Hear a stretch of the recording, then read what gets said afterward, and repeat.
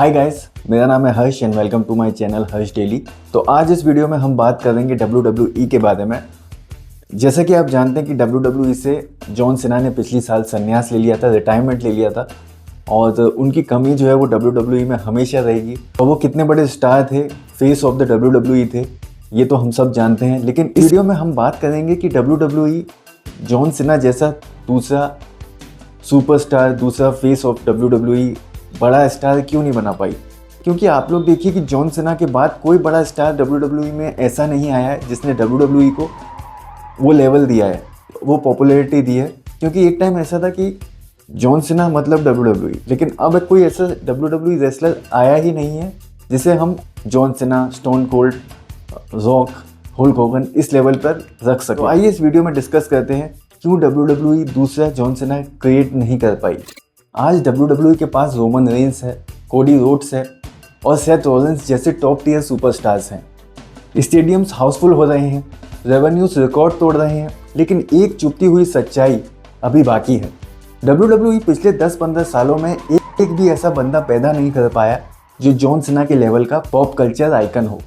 Roman Reigns और कोडी के इस गोल्डन एरा में भी WWE दूसरा जॉन सीना क्यों नहीं बना पा रही है।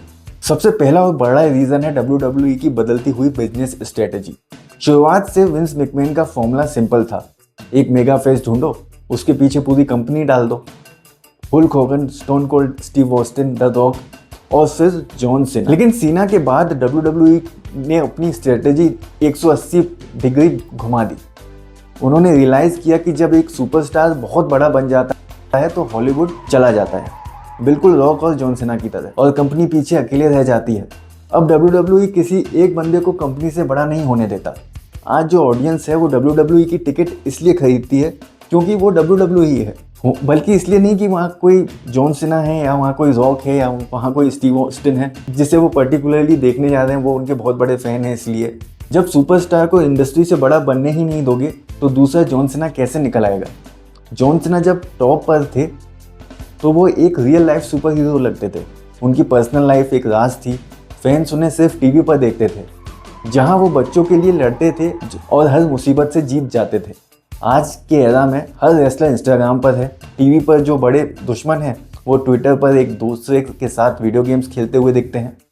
बिहाइंड द सीन्स व्लॉग्स चल रहे हैं और ये बहुत कॉमन बात हो गई है कि अब जो फैंस हैं, जो WWE जो लोग देखते हैं, उनको सब पता चल जाता है कि क्या स्क्रिप्टेड है, क्या रियल है। जब आपको पता चल जाता है कि स्क्रीन पर दिखने वाला सुपर हीरो एक्चुअल में बस एक नॉर्मल एक्टर है जो जिम जाता है और रील्स बनाता है, तो वो लार्जर देन लाइफ वाला कनेक्शन खत्म हो जाता है। Cena was the last hero of the kayfabe era. अगर WWE किसी को फोर्स करने की कोशिश करती है, जैसे उन्होंने रोमन रेंस के साथ 2015 और 2018 में किया, तो क्राउड ने उसे बिल्कुल रिजेक्ट कर दिया। आज के एरा में आप over the top, clean cut, pure super hero नहीं बेच सकते। फैंस को फ्लो चाहिए, ग्रेश कैरेक्टर्स चाहिए। कोडी रोड्स ने मेहनत से एक प्योर बेबी फेस इमेज बनाई है, लेकिन सीना जैसा यूनिवर्सल पुल अब किसी के पास नहीं है। एक और बात समझनी होगी कि जॉन सीना ने WWE को लगभग 10-15 साल तक नॉन स्टॉप बिना किसी लंबे ब्रेक के अपने कंधों पर उठाया। साल के 365 दिन का शेड्यूल, मीडिया टूर्स और यहाँ तक कि मेक अ विश फाउंडेशन में विशेष पूरी करने का रिकॉर्ड भी उनके नाम है। ऐसा डेडिकेशन दोबारा ढूंढना इम्पॉसिबल है। आज के रेसलर्स स्मार्ट हैं, उन्हें पता है कि रेसलिंग करियर छोटा होता है और बॉडी पर टोल लेता है। रोमन रेंस अब पार्ट टाइम स्केड्यूल पर चलते हैं। सेथ रॉलिंस अक्सर इंजर्ड होते रहते हैं। जैसा ही कोई सुपरस्टार थोड़ा सा मेन स्ट्रीम में होता है, हॉलीवुड उसे तुरंत खींच लेता है। WWE अब किसी को 10 साल तक लगातार खींच नहीं रही है। सच तो ये है कि WWE के जो स्टार्स हैं, जो सुपरस्टार्स हैं, जो रेसलर्स हैं, उनके पास अब आउटसाइड ऑप्शंस भी बहुत सारे हैं। और एक बात ये भी बोली जा सकती है कि WWE को अब दूसरा जॉन सीना ही नहीं चाहिए। ट्रिपल एच के पास क्रिएटिव कंट्रोल है। WWE अब एक सुपरस्टार पर डिपेंड करने के बजाय एक बैलेंस्ड असेंबल्ड कास्ट पर फोकस कर रही है। आज रॉ और स्मैकडाउन पर 5 से 6 ऐसे बंदे हैं जो मेन इवेंट डिजर्व करते हैं। जॉन सीना एक आखिरी चिराग था उस जमाने का जो जा चुका है। He was a product of perfect timing, unmatched work ethic और विंस मैकमैन की हार्डकोर बुकिंग। दूसरा जॉन सीना इसलिए नहीं बन सकता क्योंकि अब रेसलिंग की इंडस्ट्री बदल चुकी है। तो ये था हमारा वीडियो जिसका टॉपिक था Why WWE cannot create another John Cena. WWE को दूसरा जॉन सीना क्यों नहीं मिल पा रहा है। तो आपको ये वीडियो कैसा लगा प्लीज़ कमेंट में शेयर कीजिए। Thank you for watching guys, मिलते हैं अगले वीडियो में।